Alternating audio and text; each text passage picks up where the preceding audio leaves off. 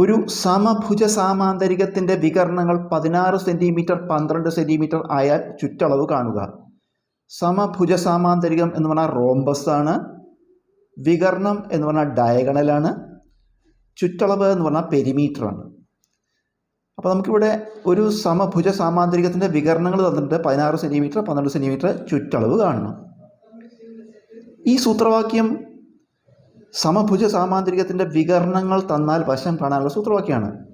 സമഭുജ സാമാന്തരികത്തിൻ്റെ ഡയഗണലുകൾ തന്നാൽ, വികർണങ്ങൾ തന്നാൽ വശം കാണാനുള്ള സൂത്രവാക്യമാണ്.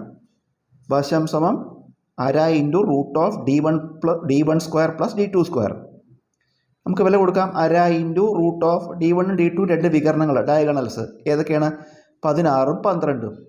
16 സ്ക്വയർ പ്ലസ് 12 സ്ക്വയർ. അര into root of 16 square 256, 12 square 144. അത് രണ്ടും കൂടി കൂട്ടുമ്പോൾ 400 എന്ന് വരും. അര ഇൻറ്റു റൂട്ട് ഓഫ് 400. അര ഇൻറ്റു 400ൻ്റെ റൂട്ട് 20. 20 ഇൻറ്റു 20 ആണ് 400. അപ്പോൾ അര ഇൻറ്റു 20, അര ഇൻറ്റു 20 പറയുമ്പോൾ 20ൻ്റെ പകുതി എത്ര വരും? 10. അതായത് നമുക്ക് എന്ത് കിട്ടി? വശം കിട്ടി. ചോദ്യത്തിൽ എന്താ? സമഭുജ സാമാന്തരികത്തിൽ ചുറ്റളവാണ് ചോദിക്കുന്നത്. സമഭുജ സാമാന്തരികം എന്ന് പറയുന്ന അർത്ഥം 4 വശങ്ങളും തുല്യമാണ്. സമഭുജ സാമാന്തരികം, സാമാന്തരികത്തിൻ്റെ 4 വശങ്ങളും തുല്യമാണ്. ഒരു വശം നമുക്ക് കിട്ടി എത്രയാണ്? 10.